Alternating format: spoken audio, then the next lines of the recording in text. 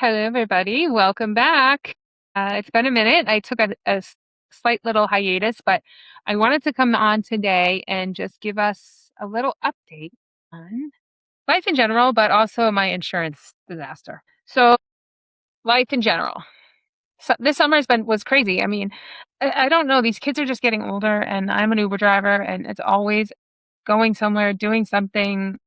My daughter is big into soccer, so she's doing individual trainings and private sessions, and I got to be here for an hour and there for an hour and take this one over here and this one. I mean, I'm preaching to the choir, but I just feel like the age my kids are right now, they're more social. They have goals that they're trying to set. So we're trying to like meet them where they're at and make sure that they are as supported to meet their goals as they can be. And they could not be any further apart if they tried. My oldest is very academically driven. My youngest is more athletic, although she does well in school too. But yeah, it's just wild. So a lot of time traveling for sports, a lot of time in the car, a lot of time supporting my daughter in her love of reading and books and getting her friends and doing all the friends to come over and meet the pool and like, you know how summer goes. That's just kind of what it was. We traveled a lot. We had a surprise soccer tournament in Florida we weren't aware of in June, and that was a solid 5 or 6 days, 7 hour drive, pretty intense. We had summer camps, sleepaway camps. My daughter went to Boston for a week, all of that. And the point of this episode is really to update on my insurance and all of why I even bring all of that up is because I dropped the ball a lot. Oh, and then we had a family cruise for my parents' 50th wedding anniversary. And by we, my brothers and sisters, one aunt and another aunt and uncle went on a cruise in the Caribbean. Well, Mexico, Belize, Honduras for 7 days, and there was 22 of us, and it was great. It was an awesome time. It was exhausting, but there was a lot of prep leading up to that, a lot of prep afterwards. So I have let the insurance ball drop. While I was on the ship, I did get another bill for I don't know, $6,667.50 due by August 25th. It's August 12th today.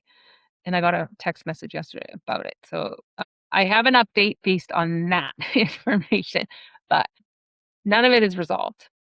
The insurance company has still not made any payments. If you're new here and you missed it, basically I've been getting infusions since 2022. I've had several different insurance companies over those years, but the last one I've had for well over a year, I think I started, I don't know, maybe my first infusion with them was in February 2025. And every month I had to get approval. The doctor's office runs your insurance again, gets you a pre-approval. They do it for the entire year in January. You get a yearly pre-approval, but that's not good enough for them. They double down and they want to make sure that they're going to get paid because the model that my rheumatologist uses is called a buy and bill model. That means that the rheumatologist buys the medications from the pharmaceutical company and then they bill your insurance and the insurance and they administer the medication in office, and then they bill the insurance company and the insurance company pays. That's the buy and bill model. I forget what the other model is called, but it's a more traditional role where like the doctor writes the prescription, it goes to the pharmacy gets the coverage, you pay the difference, and then you would go to an infusion center and have it infused there. That's not the model my doctor does. They do the first model.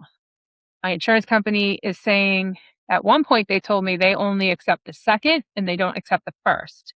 Well, they approved the first for well over a year, and now I have an outstanding balance of close to $82,000, which I'm told is not my responsibility because it's on the business to business end, but my name is still attached to it. So until it's resolved, I don't feel good about it at all. I'm still getting bills. That one sneaked through I talked to the rheumatologist yesterday. They said, oh, I'm not really sure how that one snuck through. We're still dealing with it. And this woman was so sweet. And she said, let me call the head of billing in the whole company and see where this lands and try to get some eyes on this and see what happens. Well, she called me back not 10 minutes later and said, yeah, they're well aware of who you are and what you are and this issue. And they are strongly working on it. And I think there's attorneys involved at this point. I do think that they are moving forward with some sort of legal action to get paid, which about an hour after that conversation, I thought to myself, should I get an attorney? Because ultimately my name is still attached to this. And let's say that, these people are all good people and I've been in this office for 7 years and they know me and they blah, blah, blah, blah. And it's a big practice. There's multiple locations in the Charleston area. So they don't all know me. And what if they sell to some evil corporate empire and then they come after me for $82,000? Or what if the lawsuit goes bad and they need to recoup some of it? So they charge me for 82,000. I don't know. I mean, anything is possible in this world. So I don't like it. Stress is my least favorite trigger on the whole planet. There's no fun in stress. Like if I eat gluten, it usually tastes pretty good and there's a little bit of reward and then I'm miserable for a week afterwards. Stress, there's no reward to it. I don't like it. This is a nightmare situation. I I don't have coverage right now. I'm still just doing cash pay whenever I have to. I don't have any treatments going on right now. So I could go back on the marketplace and roll the dice. I did this once in between because I wasn't happy with this insurance. I let the year go out. It was renewal time. I tried a different insurance on the marketplace. I paid it. They put in the application to get my pre-approval. That takes time. That's not something that happens in a day. Because of this is like an expensive $8,000. They bill $8,000 a month for this. Because it's so high, the approval process takes weeks. Say I purchased something today. It's August 12th. My insurance wouldn't kick in until September 1st. And then I would have to go through the process of, will they accept this or not? Now it could be the end of September and I still don't know. And now I've spent money and time and all of this. So the only reason I know this is because I've done this. I'm not like, this is not something that it's theoretical. This is exactly the process. So it can be 2 months. I could get a new insurance, pay for it, and 2 months later find out, no, they don't cover it. And then my options are, if they cover the bill, they don't cover the buy and bill method, they'll cover the other method. But then I got to get a new rheumatologist because they don't do that there. They only do the buy and bill there. So then that's, however long for me to get another rheumatologist, 6 months max, minimum 6 months. So my options are shit. I don't have any good options right now. And I'm not like in a position where I can just put out thousands of dollars a month and wait and see. And then hopefully I can get the money back. I did get the money back the last time when the previous insurance wouldn't cover it. I was able to cancel and they did get it back. But I was without $2,400 for a couple of months while all of that figured out. And that's not a position that we're kind of tired of doing that. It's a lot of money to put up front and we don't want to do it. So we're hoping to try to get to open enrollment, which is in November, for my husband so I can get on his insurance. Which, had I known back in January or last October, this insurance was probably not going to work well for me. I tried to get another one. I would have gone on his plan. It was going to be more money, and money is tight right now, as it is for everybody. So I didn't do that. Had I known all of this was going to happen, I would have done it, but I didn't do it because I was like, well, this insurance is covering it. It's a little bit cheaper. We're going to stick with this. It's kind of a shit insurance anyways. It doesn't cover anything else, but I get my infusions and that's the main thing. And I can keep my doctor. Well, my last infusion was April 8th. So they denied the May claim. And so I have not had any infusions since April. So I don't feel good. I'm taking a GLP-1, which is helping with the reduction of inflammation. But after a week on a cruise ship where I have less control over what I'm eating, less sleep, more alcohol than I normally have, just being up all day and night and just, not my regular routine. I did come home not feeling well. I didn't feel, there was 3 nights that I was in bed at 9 o'clock though. I just couldn't do it anymore. And one day on shore that we stayed on the boat, we went to Honduras first. The second day, it was 3 days in a row in port. So Honduras, the next morning we were in Belize, the next morning we were in Cozumel. And I was like, Belize, all the excursions were 2 hours from port. So in my head, I'm thinking, okay, so we're going to spend all day off boat in Honduras, go to dinner, get up in the morning, and then we had to be like off the ship by 7 a.m. It's like 6:30 in the morning if I was going to do these excursions, and 2 hour bus ride to God only to the jungle to look at the Mayan ruins. It was like you didn't get back on the boat till like 6 o'clock at night, and then another 2 hours. I said, this is not going to work for me. So my husband and kids are so great about it and they were like fine with it. And my sister and a couple of other people had already been to Belize and seen the ruins and everything else that some of the other people were doing. So we stayed on the boat that day. And when I tell you I took 3 naps that day, I took 3 naps that day. I was in and out of my room all day long. I'm tired. I don't feel good. And then usually by like 5 or 6 o'clock at night, I start to feel better and I'm awake and then I stay awake for a while. It's just this vicious cycle. So not having health insurance for a cruise was a big deal for me. And yeah, we're rolling the dice a little bit. I did actually come home with a UTI and I needed an antibiotic and I had to go to urgent care and I paid $135 out of pocket and then another $10 for the antibiotics with coupons from GoodRx or wherever else. And that was fine. That's what I will continue to do until November. So there's no good options for me at this point. I don't have any real solid information. The insurance company has really screwed me over. I wish they had just told me from the get-go a year and a half ago that they didn't cover this instead of every single month covering it and pretending to cover it. So I don't know. I feel like I need an attorney too because they've screwed me big time. So that's where we stand with the health insurance update. It's not a good one. It's not a lot of information.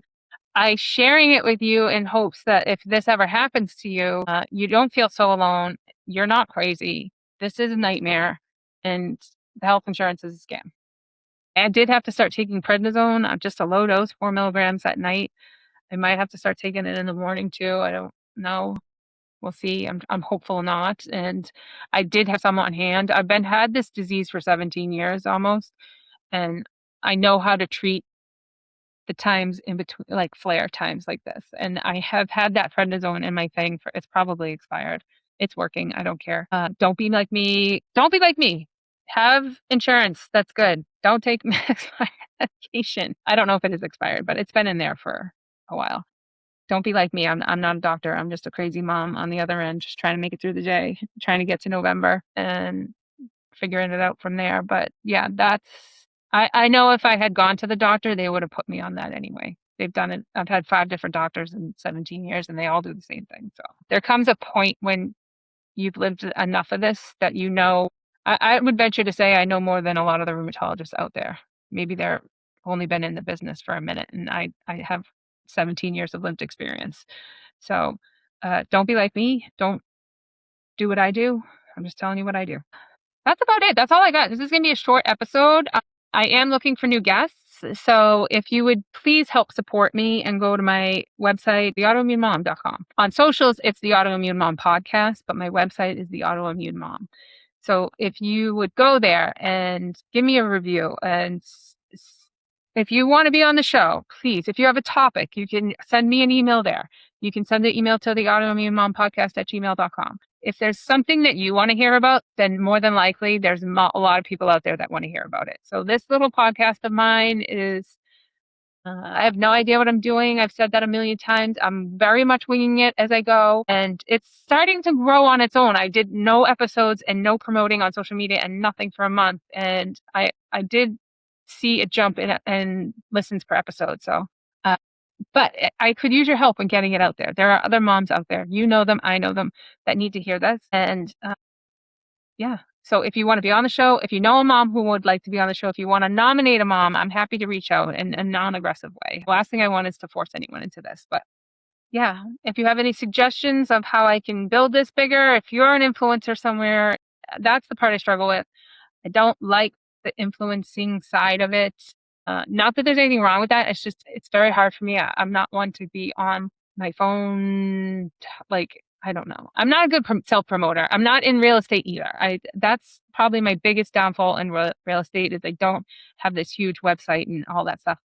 I will share pictures of my kids and my family because I'm 1,000 miles away from my family, but that's about it. I'm terrible at that. So if you have any suggestions, tips or tricks, I would love to hear from you. That's all I'm saying. Please share, like, subscribe, leave a review. That helps, I guess, on Apple and Amazon. That's what every podcaster says. So I guess I'll believe them. But, you know, this is a niche podcast and it is small, and I know that, and I don't expect it to ever be huge, but I do think there's value in sharing for other moms out there. So if I could, you know, get it to cover the expenses of having it, then that would be fabulous too. It's not my big draw. I don't do it for money. I'm not making any money. I'm spending a lot of money on it and not making a dime, but I think that there's value in it, and so that's what I'm doing. So Anyways, have a great day. If your kids are back in school, congratulations. If they're not and you still got a couple weeks left, I'm jealous. I love having my kids home. I like when they're in school too because it does give us some structure and gives me some time to do this kind of stuff, which is hard to do when your kids are running around. But I love when they're home. I'm next summer my daughter will probably be working most of the summer, hopefully. And yeah, so I'm just enjoying the season that I'm in with them.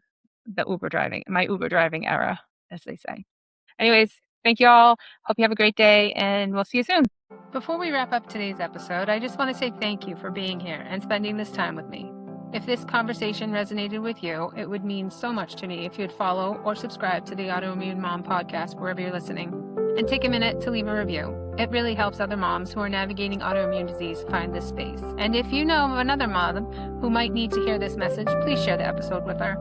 You can also connect with me on Instagram, Facebook, and YouTube at the Autoimmune Mom Podcast, where I share encouragement, resources, and up-to-date updates on new episodes. And don't forget, you can download my free Autoimmune Mom Survival Guide using the link in my bio on my socials.